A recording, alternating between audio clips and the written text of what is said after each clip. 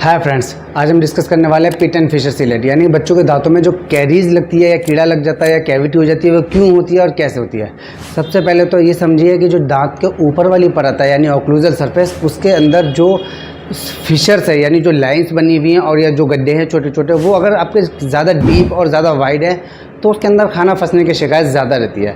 उस कंडीशन के अंदर हमें सबसे पहले यह होता है कि उस पिट और फिशर को क्लीन करा करके उसको सील कर दिया जाता है। उसका एक मटेरियल आता है डेंटल सीमेंट, उसके थ्रू हम उसको सील कर देते हैं, जिसकी वजह से उसमें खाना नहीं फंसता और नहीं चिपकता है और आपका दांत कैरीज या कीड़ा लगने से बच जाता है। तो ये प्रोसीजर जो है वो बच्चों में किया जाता है ज़्यादातर। जब बच्चों की ग्रोइंग एज होती है 7-8 साल के बाद, जब दांत परमानेंट टीथ आ जाते हैं तो उसके अंदर देखा जाता है कि अगर आपके डीप फिशर हैं और उसमें ब्लैक ब्लैक लाइन आनी स्टार्ट हो गई है तो आपको बेटर यही है कि आपको उसके अंदर पिट एंड फिशर सीलेंट कराना चाहिए। अगर आपके दांत के अंदर जो पिट एंड फिशर है अगर वो डीप है और उसका आपने देखा कि उसके अंदर खाना फंसने की वजह से स्टेन्स आ गए हैं, ब्लैक ब्लैक लाइन्स आ गई हैं, तो उस कंडीशन में आपको वो क्लीन करा करके पिट और फिशर को सील करा लेना चाहिए फिर सीलेंट द्वारा।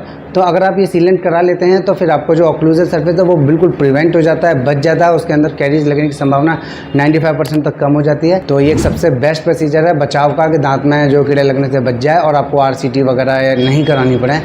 तो उसके लिए सबसे बेस्ट तरीका यही है कि आपको पिट एंड फिशर सीलेंट अपने बच्चों के दांतों में कराना चाहिए।